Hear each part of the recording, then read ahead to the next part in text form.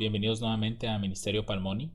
El día de hoy me gustaría compartir con ustedes otro tema de nuestra serie de las 7 trompetas, el cual es la quinta trompeta, y este vendrá a ser nuestro octavo estudio y vendrá a ser la tercera parte y última, de hecho, de este tema, puesto que aquí haremos ya una aplicación de todos los símbolos que hemos visto dentro de la primera y segunda parte. Así que antes de comenzar, les invito a que me acompañen a orar. Padre Celestial, te damos gracias en este momento por la bendición y la oportunidad que nos das de poder abrir tu palabra. Te pedimos que nos acompañes, Señor, en este día y puedas bendecir el estudio, Señor, que hemos de tener, que podamos hacer una correcta aplicación de esta profecía y a través de los símbolos que hemos estado identificando dentro de la primera y segunda parte, los podamos ver aplicados en la historia. Te pedimos, Padre Santo, que por favor puedas disipar cualquier interrupción que se pueda hacer mientras se hace este estudio. Te lo pedimos todo esto en el nombre y en los méritos de nuestro Señor Jesucristo. Amén. Muy bien, mis hermanos, como es costumbre, vamos a leer nuevamente los versículos que abarcan esta quinta trompeta, porque de hecho ya tenemos mucho tiempo que no habíamos tomado en cuenta este estudio. Hemos publicado sobre otros temas, otras series nuevas que hemos comenzado. Entonces vamos a leer nuevamente estos pasajes para recordar el contenido. Dice, y el quinto ángel tocó la trompeta, y vi una estrella que cayó del cielo a la tierra, y le fue dada la llave del pozo del abismo, y abrió el pozo del abismo, y subió humo del pozo como el humo de un gran horno, y se oscureció el sol y el aire por el humo del pozo. Y del humo salieron langostas sobre la tierra, y les fue dado poder como tienen poder los escorpiones de la tierra, y les fue mandado que no hiciesen daño a la hierba de la tierra, ni a ninguna cosa verde, ni a ningún árbol, sino solamente a los hombres que no tienen el sello de Dios en sus frentes. Y les fue dado que no los matasen, sino que los atormentasen 5 meses, y su tormento era como tormento de escorpión que hiera al hombre. Y en aquellos días los hombres buscarán la muerte, y no la hallarán, y desearán morir, pero la muerte huirá de ellos.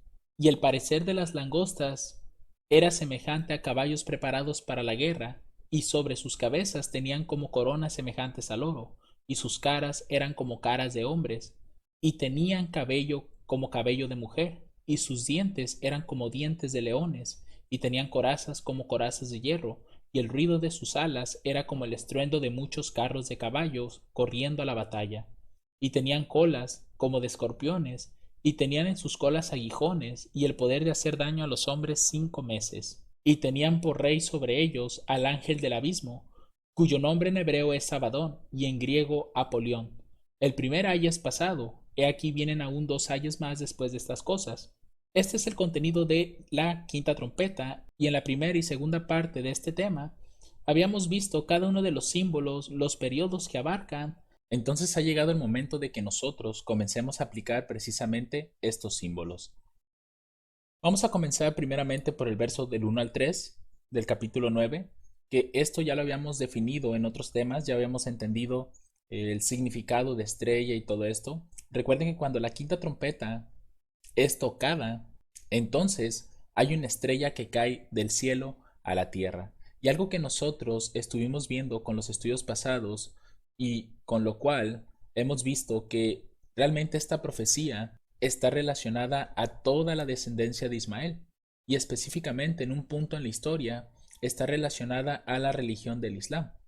Y es precisamente esta estrella que está representando a Mahoma. De acuerdo al siguiente sitio, el Islam se refiere a la religión monoteísta y practicada por los musulmanes. Su Dios es Alá, su profeta Mahoma y el Corán es su libro sagrado. Entonces aquí precisamente lo que estamos observando es que esa estrella que cayó del cielo a la tierra está representando en este caso a Mahoma, el profeta del Islam. Y sabemos que de alguna manera está conectado, porque incluso toda la descendencia de Abraham estaba siendo representada como estrellas. Recordemos lo que dice Génesis capítulo 22 versos 16 al 18. Y dijo, por sí mismo he jurado, dice Jehová, que por cuanto has hecho esto y no me has rehusado tu hijo, tu único hijo, de cierto te bendeciré y multiplicaré tu descendencia como las estrellas del cielo y como la arena que está a la orilla del mar, y tu descendencia poseerá las puertas de sus enemigos. Entonces, una característica que encontramos dentro de la descendencia de Abraham es que su descendencia sería como las estrellas del cielo. Así que realmente vemos que, en este caso, Ismael también es un descendiente de Abraham, por tanto, esa característica de tener una descendencia en multitud como las estrellas del cielo también aplica con ellos. Y algo interesante que encontramos todavía más dentro del Islam es precisamente los símbolos que utilizan dentro de sus banderas. Aquí están unas banderas de diferentes países que profesan el Islam. Y si ustedes notan, en la mayoría de ellas siempre van a encontrar una luna y una estrella. Si notan, aquí hay varias. Entonces, realmente observamos que de alguna manera el Islam está relacionado a las estrellas. Es decir, siempre como que está ese simbolismo ahí. Ya habíamos visto, por ejemplo, no recuerdo si fue en la primera o la segunda parte en relación a los escorpiones, que los escorpiones forman parte también de la historia islámica, del arte islámico. Entonces, por alguna razón, Dios, al ver todos estos símbolos en el tiempo, los dio a través de Juan y vio una estrella que cayó del cielo a la tierra. Ahora, otro dato interesante que también nos hace ver que esta estrella es realmente Mahoma es lo que nos relata la historia respecto a la Kaaba. Dice, Mahoma fue a la Meca, lo que hoy es Arabia Saudita, en el año 630 y la conquistó con 10.000 hombres y limpió la Kaaba de sus ídolos y estableció allí el culto a la fe de Abraham. Se dice que la piedra negra que está en la esquina al oriente, noten qué interesante es esto, esta piedra negra está también en el oriente. Y hemos visto que a la descendencia de Ismael también se les llama los hijos del oriente. Es un meteorito, en otras palabras, una estrella caída del cielo. Los islámicos al pasar al lado de esa piedra negra lo besan 7 veces. Así que también dentro de su culto encontramos una referencia a una estrella, de alguna forma. Y todo esto nos lleva a esa conclusión de que realmente esta estrella que está aquí no es Satanás, no es algún demonio o un ángel caído, es una persona. Y esa persona es precisamente Mahoma. Ahora bien, ¿cómo se aplica entonces la llave del pozo del abismo? ¿Cómo nosotros lo podemos aplicar dentro de esta historia? Sabemos que dentro de la Biblia en sí, esta no es la única llave que existe. Hay múltiples llaves dentro de la Biblia que se usan para diferentes cosas. Por ejemplo, en Mateo 16:19 encontramos las llaves del reino de los cielos. Dice, y a ti te daré las llaves del reino de los cielos, y todo lo que atares en la tierra será atado en el cielo, y todo lo que desatares en la tierra será desatado en el cielo. Así que tenemos estas primeras llaves que son del reino de los cielos y sirven para atar o desatar cosas. Después tenemos la llave de la ciencia, Lucas 11:52. Hay de vosotros, doctores de la ley, que habéis quitado la llave de la ciencia. Vosotros mismos no entrasteis, y a los que entraban se los impedisteis. Esta llave de la ciencia, en otros temas que hemos tenido dentro de este ministerio, hemos visto que en sí representan principios y reglas de interpretación para poder entender la Biblia.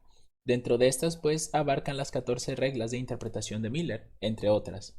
Y también tenemos estas otras llaves en Apocalipsis 1:18. Y el que vivo y estuve muerto, aquí está hablando Cristo, y aquí que vivo para siempre, amén. Y tengo las llaves de la muerte y del infierno. Es decir, si notan, las llaves, por lo menos las que se están representando aquí, están ayudando a abrir ciertas cosas. La primera, atar y desatar cosas. La segunda, para obtener conocimiento. Y la tercera es sobre la muerte y el infierno.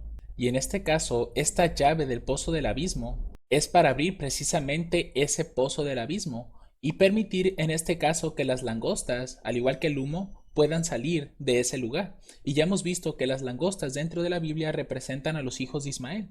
Es su símbolo.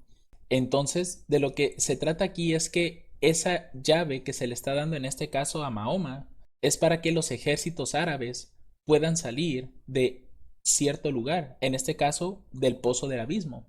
¿Y qué habíamos dicho que representa el pozo del abismo?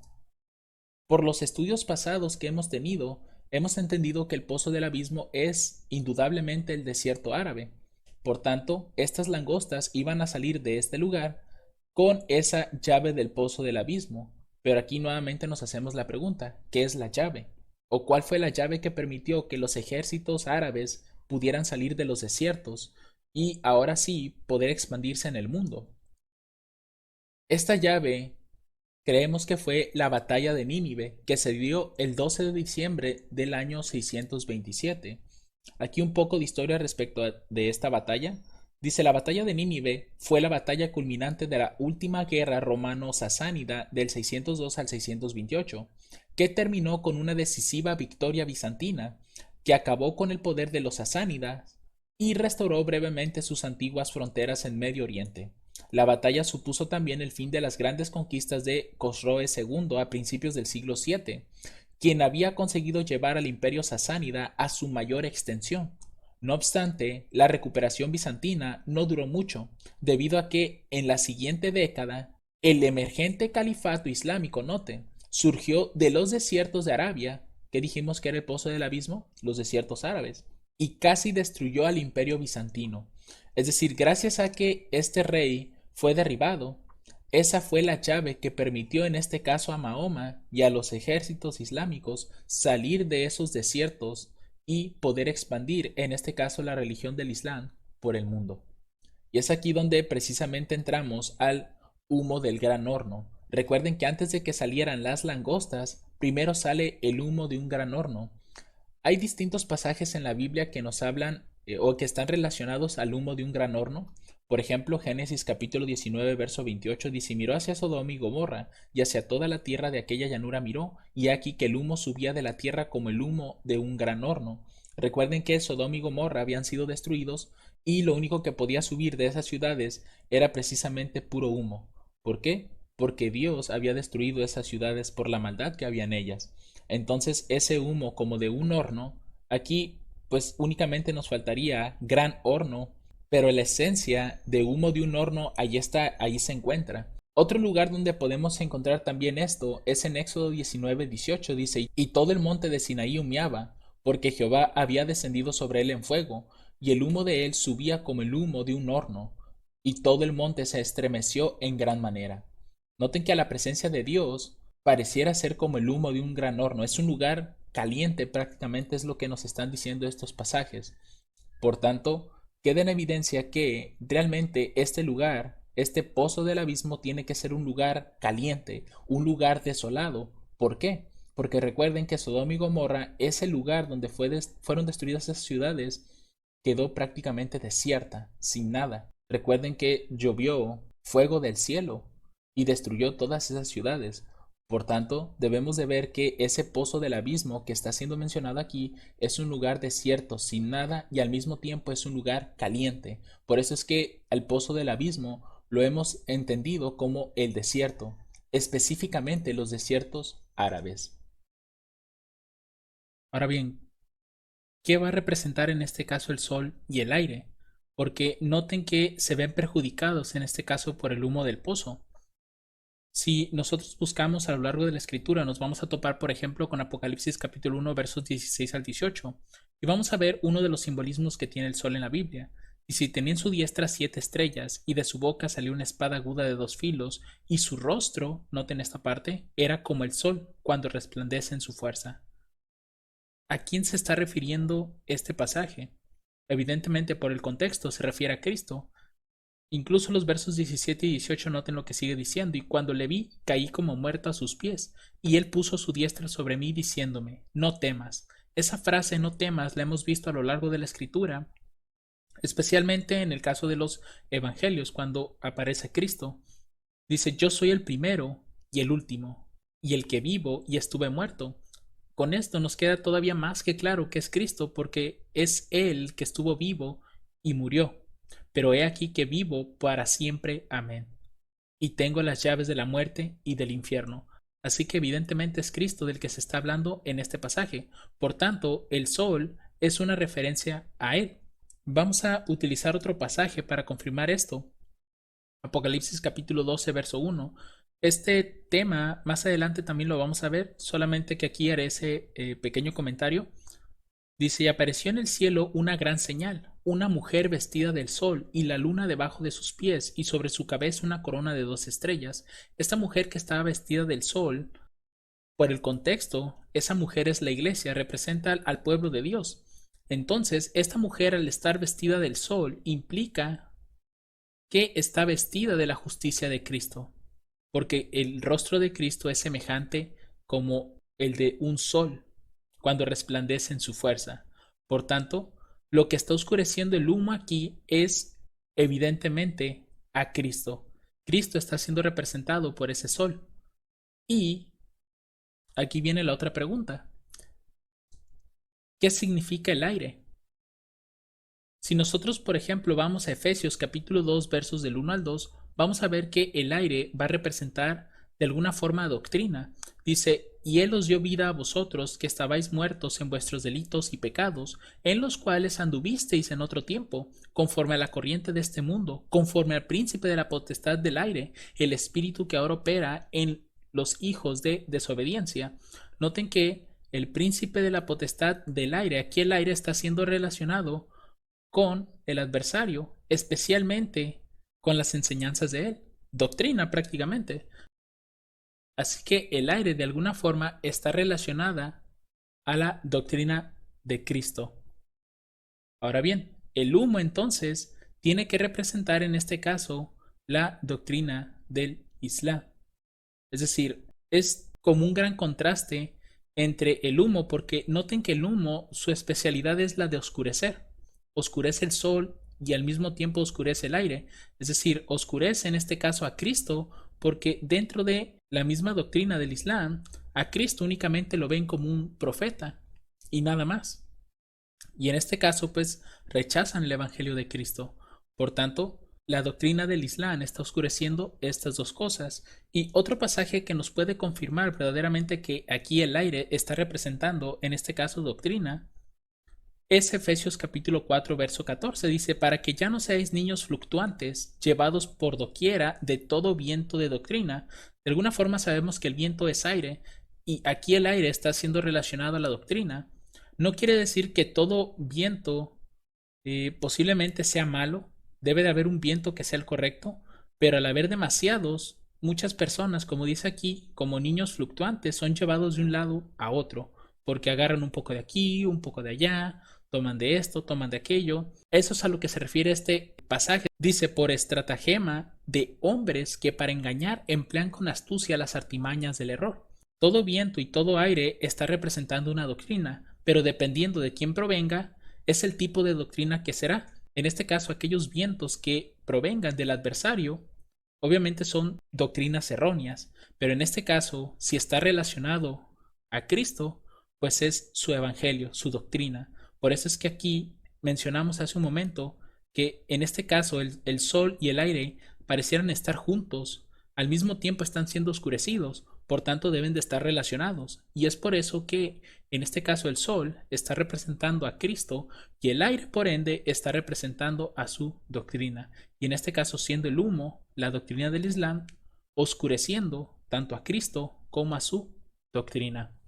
Ahora en el siguiente verso, en el verso 3, menciona que del humo salieron langostas, es decir, si nosotros notamos aquí el orden, primero aparece el humo, dice subió humo del pozo como el humo de un gran horno, y posteriormente a eso es cuando aparecen las langostas, es decir, primero se formula la doctrina del Islam y posteriormente es cuando aparecen los seguidores del Islam, en este caso las langostas. Y para confirmar este detalle, vamos a leer el siguiente libro, realmente aquí una disculpa, no sé realmente cómo pronunciar todo esto, pero aquí les dejo el nombre del libro para que ustedes puedan checar la fuente. Dice aquí que en el año tras la muerte de Mahoma, recuerden que Mahoma pues es esa estrella que cayó del cielo, es el profeta que trajo en este caso la doctrina del Islam.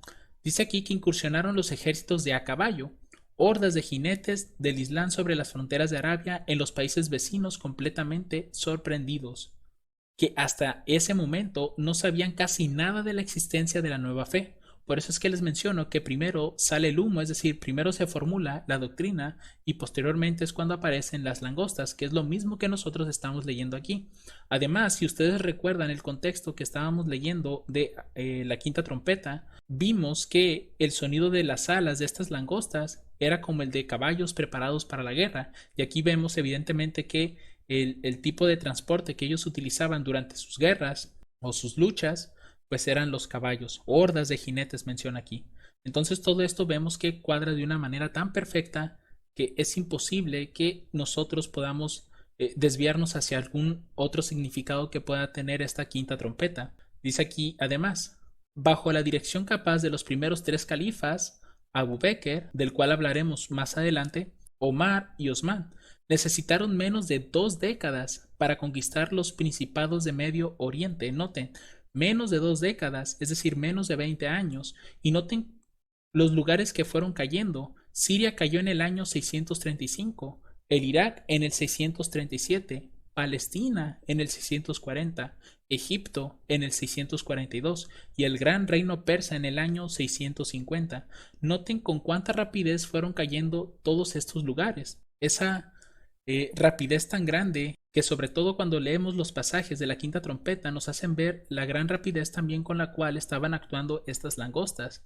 Y sobre todo, lo más interesante de esto es que muestra realmente la gran multitud que se fueron volviendo, porque no por nada Dios está usando este símbolo de langostas, porque en la naturaleza, en las langostas son hordas, hordas y hordas de este tipo de animal. Como bien vimos en un pasaje de Proverbios, mencionaba cómo las langostas, a pesar de que no tienen rey, y salen todas por cuadrillas, salen ordenadas de alguna forma y salen en multitud. Entonces, eso es lo que de alguna forma también ayudaba mucho en sus conquistas, la gran cantidad de ejércitos. Y pues aquí notamos que 5 lugares cayeron en tan poco tiempo. Sigue diciendo el texto, los ejércitos islámicos victoriosos avanzaron con tanta rapidez que inicialmente no tuvieron tiempo de convertir o gobernar los territorios conquistados. Noten, a pesar de esa gran rapidez, no lograron adoctrinar a las personas que iban conquistando. Sin embargo, dice aquí que se contentaron con imponer tributos a sus súbditos. Si estos pagaron, entonces se les dejó en paz con sus asuntos internos, pero cada vez con más grandes números, los nuevos súbditos aceptaron la fe que les fue traída del abismo del desierto. Y noten qué interesante es esta parte, porque aquí mismo menciona que el abismo representa el desierto. Y ya hemos visto varios pasajes que indican que en la misma escritura no existe un solo abismo o un solo significado para abismo. Recuerden que a veces un símbolo puede tener muchos significados, eso ya lo hemos visto en las reglas de Miller. Por tanto, no debemos de creer que este abismo está representando uno solo y que en toda la Biblia es el mismo abismo del que se habla. Son diferentes, ya lo vimos, si no mal recuerdo, en la primera parte de esta quinta trompeta. Entonces realmente no debe de quedarnos duda de que este pozo del abismo está directamente conectado con los desiertos árabes.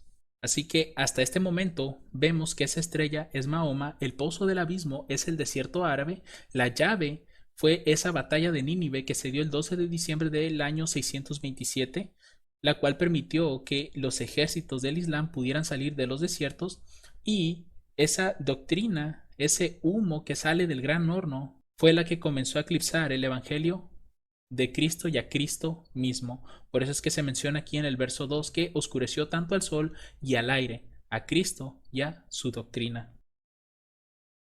Ahora, ¿qué orden se les estaba dando a las langostas? En Apocalipsis 9, verso 4, nosotros vemos la siguiente orden que se le da a las langostas. Es decir, estas salen pero no van a hacer lo que quieran. Hay una orden que Dios les está dando.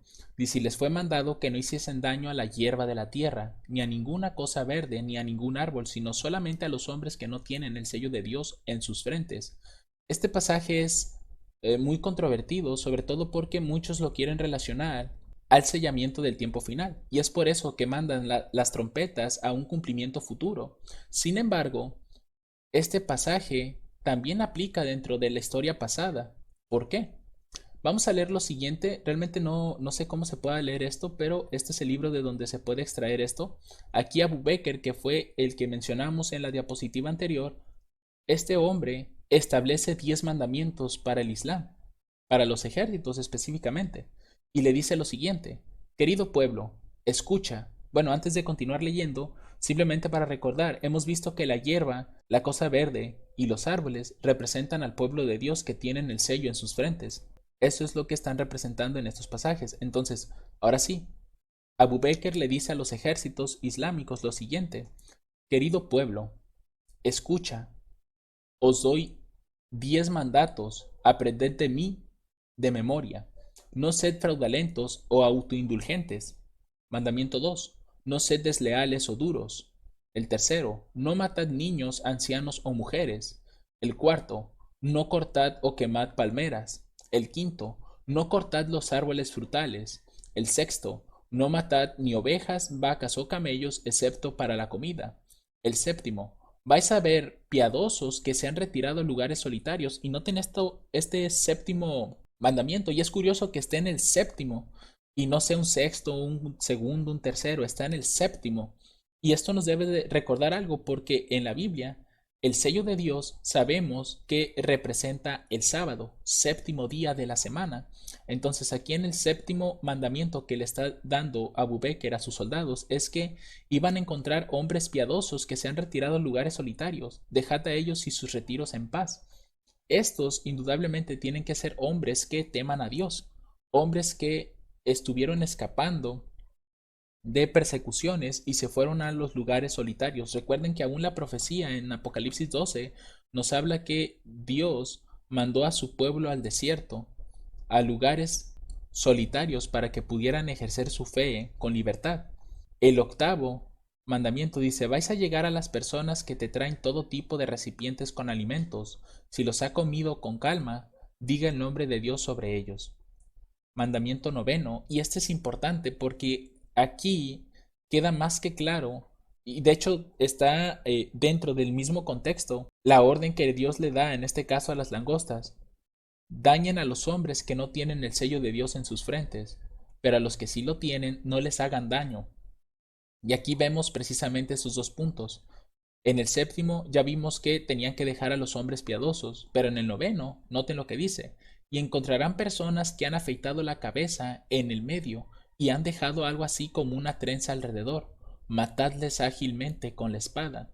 ¿Quiénes son estos? Indudablemente tienen que ser estas personas de la religión católica, aquellos que se afeitaban la parte de arriba de su cabeza y únicamente se dejaban lo de alrededor. ¿Y qué es lo que dice el noveno? Encontrarán personas que han afeitado la cabeza en medio, que estamos viendo esa representación, y han dejado algo así como una trenza alrededor. Matadles ágilmente con la espada. Y el décimo mandamiento que menciona aquí Abu Bakr es apresuraos en el nombre de Alá. Ahora bien, si nosotros hacemos una línea con respecto a esta historia, porque tal vez alguno pueda decir, bueno, pues el sábado en ese tiempo ya no era conocido. Muy bien, vamos a hacer una línea para ver si el sábado ya había perdido, en este caso, más bien si ese conocimiento del sábado ya se había perdido, o si todavía estaba vigente entre los mismos que estaban en ese tiempo, o todavía estaba dentro del conocimiento del pueblo de aquella época. Nosotros sabemos que Cristo muere en el año 31, ¿cierto? Entonces aquí el conocimiento del sábado era más que evidente, estaba vigente. Después sabemos que el último apóstol muere en el año 100. No puede ser posible que el sábado ya se hubiera olvidado en ese tiempo. El sábado todavía estaba en la mente del pueblo de Dios. Posteriormente sabemos que la iglesia de Esmirna, sus persecuciones acaban en el 313. Por tanto, el conocimiento del sábado seguía estando vigente en esa época. Porque recuerden que esta iglesia no tiene reprensión alguna. Para Dios es una iglesia santa y pura. ¿Por qué? Porque está haciendo la voluntad de Dios. Y en el año 538 hemos visto que es cuando se levanta el papado. De este tiempo a este tiempo no es posible todavía que el sábado haya quedado olvidado completamente por el pueblo, porque ni siquiera ha comenzado el periodo de oscuridad. Por tanto, no podemos asumir que el sábado, la vigencia del sábado, se haya olvidado tan rápidamente en este periodo de tiempo. Si no se logró olvidar dentro del 31 al 313, mucho menos del 313 al 538. Y ya hemos visto que el Islam se levanta en el 606. Por tanto, no podemos decir que ya para esta época ya se había olvidado el concepto del sábado, el concepto que es el sello del Dios vivo. Entonces, realmente no es posible que este pasaje se esté aplicando hasta el futuro, cuando realmente el conocimiento del sábado todavía estaba vigente dentro de los primeros años del papado, porque Mahoma muere en el 632 y es aquí cuando se levanta Abu Bakr. Entonces realmente el sábado todavía era algo que estaba vigente en ese momento. No, tal vez no para todos, pero sí para unos cuantos. Por lo tanto, podemos estar seguros que ese conocimiento del sábado aún estaba vigente en algunos cuantos. tanto así que el mismo Abu Bakr mencionaba a sus ejércitos que no hicieran daño a ese tipo de personas que se han apartado para vivir en paz, para estar en sus retiros. Ahora, también aquí, por eso les mencionaba que no hay que confundir lo que ocurre en Apocalipsis 7 del 1 al 3 con este evento de la quinta trompeta. En estos pasajes dice lo siguiente: y después de estas cosas vi 4 ángeles en pie sobre los 4 ángulos de la tierra, deteniendo los 4 vientos de la tierra para que no soplase viento sobre la tierra, ni sobre el mar, ni sobre ningún árbol. Y vi otro ángel que subía de donde nace el sol, teniendo el sello del Dios viviente, y clamó con gran voz a los 4 ángeles, a los cuales era dado hacer daño a la tierra y al mar, diciendo: no hagáis daño a la tierra ni al mar ni a los árboles, hasta que hayamos sellado a los siervos de nuestro Dios en sus frentes. Aquí hay una gran diferencia entre lo que ocurre en Apocalipsis 7 y en Apocalipsis 9, porque aquí se le está dando la orden a los 4 ángeles de no soltar esos vientos, porque esos vientos tienen la potestad de dañar la tierra, el mar y los árboles. Por tanto, se le está diciendo a los ángeles que no lo suelten hasta que terminen de sellar a los siervos de Dios. Y algo que está pasando aquí en el capítulo 9 es que estos ya tienen el sello de Dios. No está hablando de un sellamiento en proceso como se está hablando aquí. Aquí se está un sellamiento que está en proceso, pero en Apocalipsis 9 no. Es un sellamiento que ya se había dado. Entonces no podemos estar hablando del mismo evento, y menos aún porque en Apocalipsis 9 ya hemos visto que la quinta trompeta tiene un periodo de tiempo. Por tanto, no puede ser en el último tiempo o en el futuro, porque recuerden que los periodos proféticos todos abarcaron hasta 1844. De ahí en adelante ya no hay más periodos de tiempo, ya no podemos hacer cálculos, con lo cual definir eventos futuros. Así que realmente esto es un pequeño error que están cometiendo muchos, de estar pasando las trompetas hasta el futuro. Más adelante vamos a ver otros puntos que nos hacen ver que estas trompetas en realidad se cumplen en el pasado y no en el futuro como muchos quieren hacer ver. Ahora bien, esa orden que están recibiendo en este caso las langostas de no dañar a la hierba de la tierra, ni a ninguna cosa verde, ni a ningún árbol, es decir, al pueblo de Dios no lo dañen, dañen a los hombres que no tienen el sello de Dios, porque el pueblo de Dios sí lo tiene. Esta cualidad de las langostas que está aquí es una misma cualidad que vemos nosotros entre los hijos de Ismael. Es decir, los hijos de Ismael a lo largo de la Biblia podemos ver cómo intervienen para salvar al pueblo de Dios en diferentes situaciones. Vamos a ver algunas. Génesis 37, versos 19 y el 20. Y dijeron el uno al otro: he aquí viene el soñador. Esta es la historia de José. Ahora pues venid y matémosle, y echémosle en una cisterna, y diremos: alguna mala bestia le devoró, y veremos qué serán sus sueños. Pero en los versos 25 al 28, unos versos más adelante, noten lo que ocurre. Y sentáronse a comer pan, y alzando los ojos miraron, y aquí una compañía de ismaelitas, hijos de Ismael, que venía de Galat, y sus camellos. Noten que desde esa época ellos usaban camellos principalmente porque ellos se manejaban en los desiertos. Ya toda esa historia ya la conocemos porque ya hemos visto parte de la historia de Ismael. Dice: traían aromas y bálsamo y mirra, e iban a llevarlo a Egipto. Y como pasaban los madianitas, mercaderes, esos madianitas pues son ismaelitas, sacaron ellos a José de la cisterna y trajéronle arriba, y le vendieron a los ismaelitas por 20 piezas de plata, y llevaron a José a Egipto. Noten cuán interesante es esta historia. A José prácticamente lo iban a matar, pero después dijeron: hay que venderlo. ¿Y a quién se lo vendieron? A los ismaelitas. Prácticamente ahí los ismaelitas fueron utilizados por Dios para poder salvar a José de la muerte y al mismo tiempo salvar a la descendencia de Jacob de la muerte por la hambruna que se iba a venir más adelante. Recuerden todo lo que José había mencionado a sus hermanos, que para preservación vuestra Dios lo mandó a Egipto. Entonces vemos cómo Dios usa a los hijos de Ismael para la protección de su pueblo.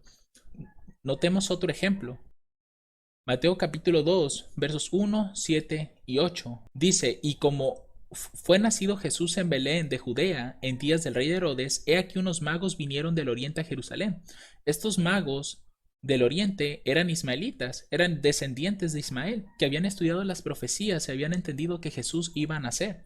Entonces Herodes, llamando en secreto a los magos, entendió de ellos diligentemente el tiempo del aparecimiento de la estrella, y enviándolos a Belén, dijo: andad allá y preguntad con diligencia por el niño, y después que le hallaréis, hacédmelo saber para que yo también vaya y le adore. Ahora, ¿qué fue lo que le entregaron estos magos a Jesús? En Mateo capítulo 2, pero los versos 10 y 13, noten lo que los magos le dieron a Jesús. Y entrando en la casa, vieron al niño con su madre María y postrándose le adoraron, y abriendo sus tesoros le ofrecieron dones, oro e incienso y mirra. Y siendo avisados por revelación en sueños que no volviesen a Herodes, se volvieron a su tierra por otro camino. Y partidos ellos, he aquí el ángel del Señor aparece en sueños a José diciendo, levántate y toma al niño y a su madre y huye a Egipto, y estate allá hasta que yo te lo diga, porque ha de acontecer que Herodes buscará al niño para matarlo. Noten qué interesante es esto, porque podemos hacer una comparación con la historia de José. En ambos casos Dios interviene y lo hace a través de los hijos de Ismael. Y si ustedes notan, fue prácticamente la intervención de ellos en cuanto a lo que estaban realizando, que justamente ambos fueron llevados a Egipto. En el caso de José, pues pagaron por él, y en el caso de Jesús le dieron oro e incienso y mirra. Y justamente con esas tres cosas, José y María pudieron estar en Egipto por mucho tiempo. Noten lo que nos dice el deseo de todas las gentes. El capítulo se llama Su estrella hemos visto, capítulo 6, página 46. Y mediante los regalos de los magos de un país pagano, el Señor suministró los medios para el viaje a Egipto y la estancia en esa tierra extraña. Noten, qué interesantes son estos detalles, porque nos hacen ver cómo la historia realmente se repite una y otra vez, y las mismas situaciones que pasan los personajes que se nos están relatando en la Biblia ocurre casi siempre de la misma forma.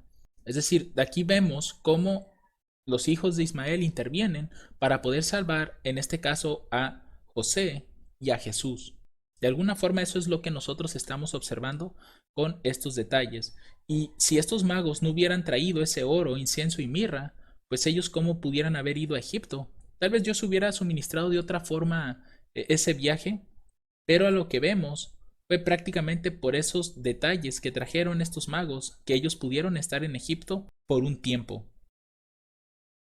Ahora bien, vamos a ver una última intervención, porque en la Biblia se nos relatan varios, pero creo que estos son como que los más resaltantes. En el conflicto de los siglos, el capítulo se llama La protesta de los príncipes, es el capítulo 11 y las páginas son 181 y 182.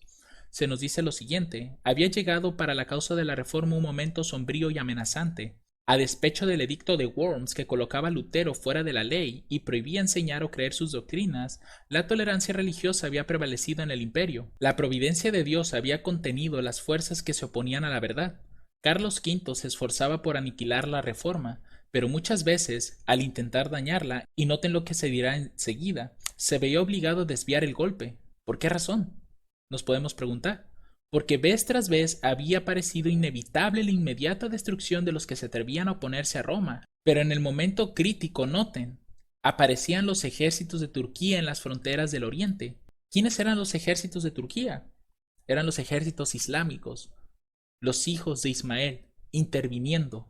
Noten qué increíble es esta historia, mis hermanos, porque cuando la reforma ya iba a ser destruida, en ese momento aparecían los ejércitos de Turquía.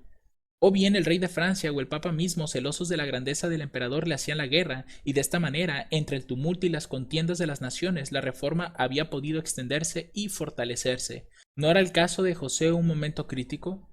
¿No era el caso de Jesús un momento crítico?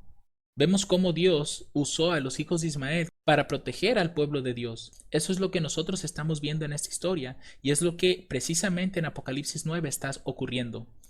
Aquellos que tenían el sello de Dios en sus frentes iban a ser dejados en paz por este poder que se estaba levantando, el Islam. Sin embargo, aquellos que no tenían el sello de Dios en sus frentes iban a ser muertos. Y ya vimos a través de los 10 mandamientos de Abu Bakr que aquellos que tenían rapada media cabeza y nada más habían dejado un poco de cabello a su alrededor, esos matadles ágilmente. No lo soportaba el Islam. Por tanto, vemos que realmente la profecía se está cumpliendo y los eventos de los que nos está hablando este pasaje están en el pasado, ocurrieron en tiempos antiguos. Ahora, aquí es donde viene el verso 5 y el verso 6, porque esa orden que se le está dando a las langostas no iba a ser por mucho tiempo. Dice, les fue dado que no los matasen, sino que los atormentasen 5 meses, y su tormento era como tormento de escorpión cuando hiera al hombre. Y en aquellos días los hombres buscarán la muerte, y no la hallarán, y desearán morir, pero la muerte huirá de ellos. Aquí ya habíamos visto que un mes bíblico equivale a 30 días, y si son 5 meses, pues son 5 por 30, nos da 150 días proféticos, y el principio de Ezequiel 4:6 nos dice que es día por año. Por tanto, si un día profético es igual a un año literal, entonces 150 días proféticos es igual a 150 años literales. Así que durante 150 años, estas langostas no iban a matar, sino más bien iban a atormentar. Y el tormento era como el tormento de un escorpión.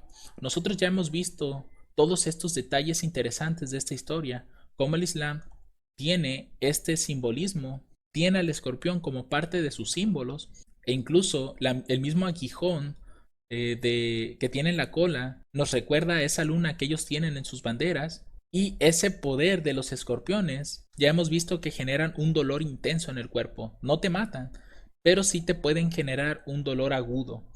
Incluso te puede durar por muchos días. Y así eran los ejércitos islámicos cuando venían y atacaban a Roma. Lo sentían como un tormento. Y a pesar de que ellos querían la muerte, pero la muerte huía de ellos. ¿Por qué? Porque los ismaelitas eran muy parecidos, los ismaelitas de esta época, el Islam, eran muy parecidos a los de los tiempos de los jueces. Recuerden que ellos no le hacían nada a Israel. ¿Qué era lo que hacían? Cada que era la época de cosecha, ellos venían, se llevaban rebaños, comida y lo que quedaba lo destruían. Era un tormento constante para ellos. Así también esto ocurría en aquellas épocas. Es prácticamente el ciclo. Por eso es que Eclesiastés nos dice que no hay nada nuevo debajo del sol.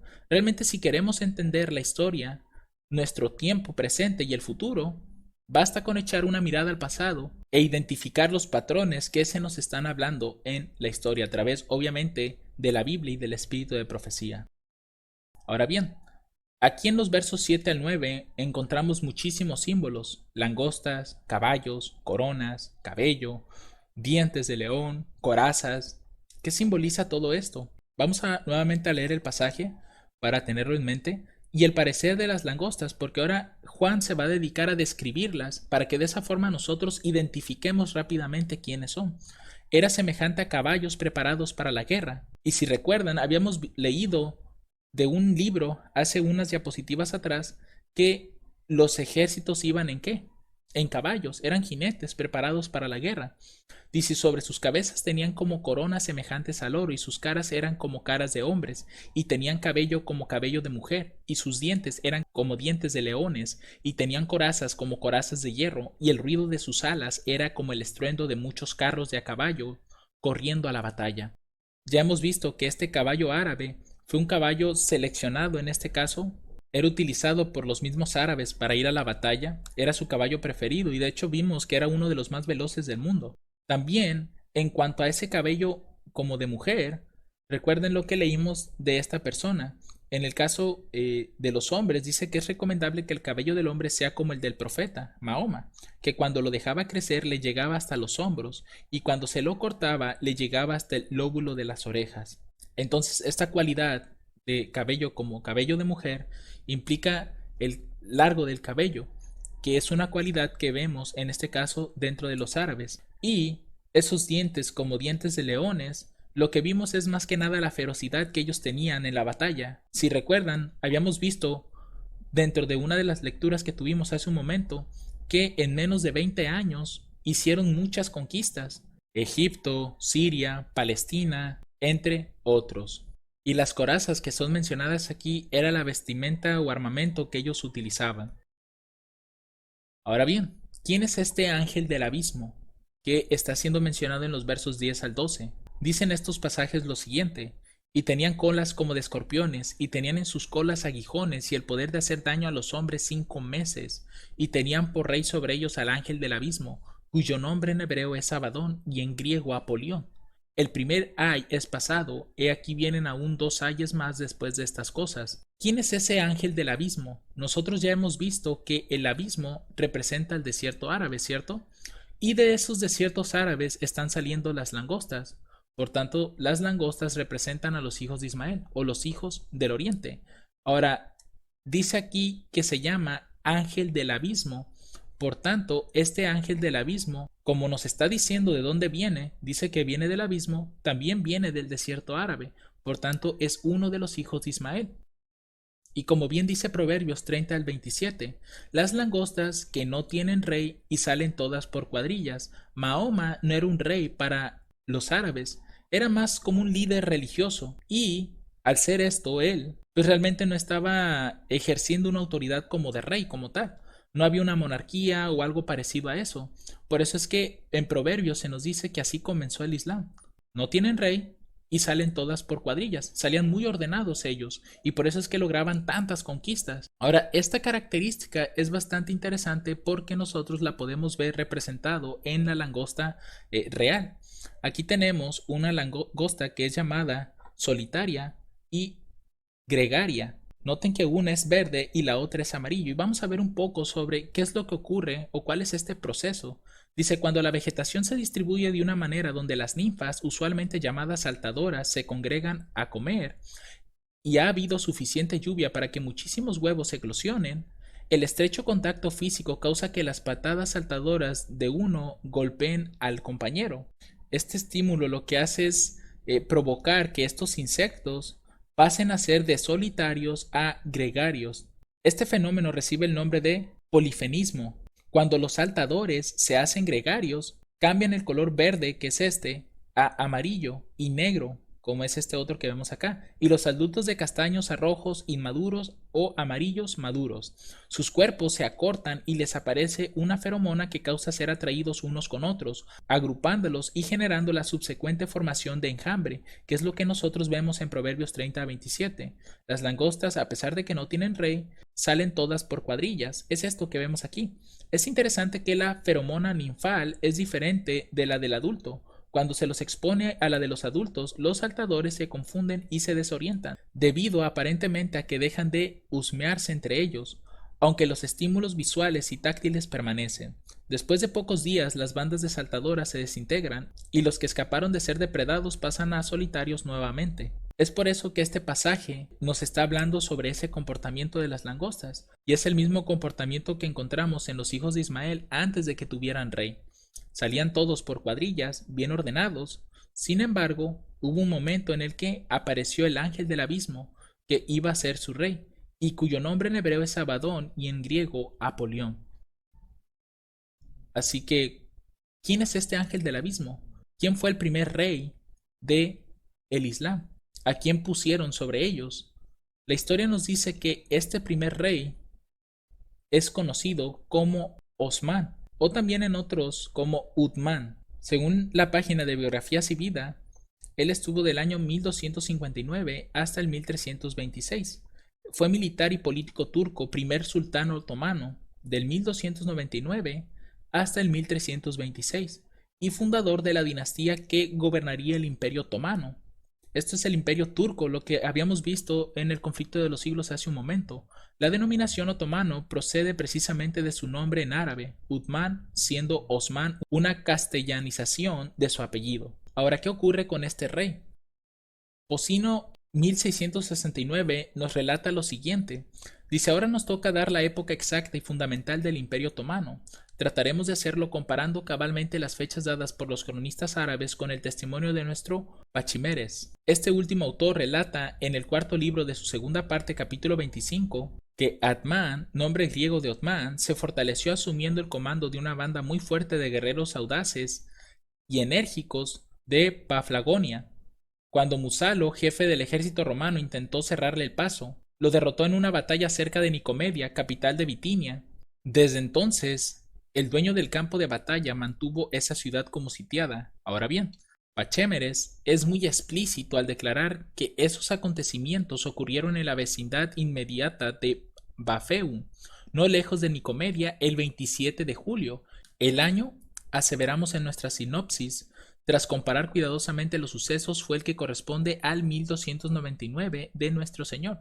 Es decir, este dato es muy importante porque nos hace ver en qué punto de la historia está comenzando este hombre, Osman, su gobierno, o en qué momento está comenzando a ser ese rey del abismo. y es, de acuerdo a este texto, el 27 de julio del año 1299. Con este detalle, nosotros podemos plasmar nuestra línea y poder establecer lo siguiente con toda la información que hemos recopilado. En el año 606 va a comenzar la misión de Mahoma, es decir, esta estrella cae. El Islam aquí comienza a ser profesado. Para el año 632 se levanta Abu Bakr y él da la orden a sus soldados de no dañar a esas personas que se han apartado a vivir solitariamente, a tener un retiro de paz. Y transcurren los años y en el año 1299, el 27 de julio, se levanta Osman I, que él es ese ángel del abismo del que nos está hablando la profecía. Es esa persona que su nombre en hebreo es Abadón y en griego Apolión. Estos nombres ya vimos en la parte 2 y 1, si no mal recuerdo, vimos el significado que es el destructor. Realmente causó muchos estragos en Roma y en muchos otros lugares, no solamente en ese lugar. Ahora, en Apocalipsis 9, versos 4 y 5, que es lo que les comentaba hace un momento, y les fue mandado que no hiciesen daño a la hierba de la tierra, ni a ninguna cosa verde, ni a ningún árbol, sino solamente a los hombres que no tienen el sello de Dios en sus frentes, y les fue dado que no los matasen, sino que los atormentasen 5 meses, y su tormento era como tormento de escorpión cuando hiere al hombre. Y si notamos en esta parte del verso 10, dice que tenían colas como de escorpiones y tenían en sus colas aguijones y el poder de hacer daño a los hombres 5 meses, y tenían por rey. Esa es la clave para poder ubicar estos 150 años. Al parecer, si nosotros ubicamos esta historia de los 150 años de lo que nos habla Apocalipsis 9 en los versos 4 y 5, si no mal recuerdo, y en este caso en el verso 10, vamos a ver que posiblemente hay dos periodos de 150 años.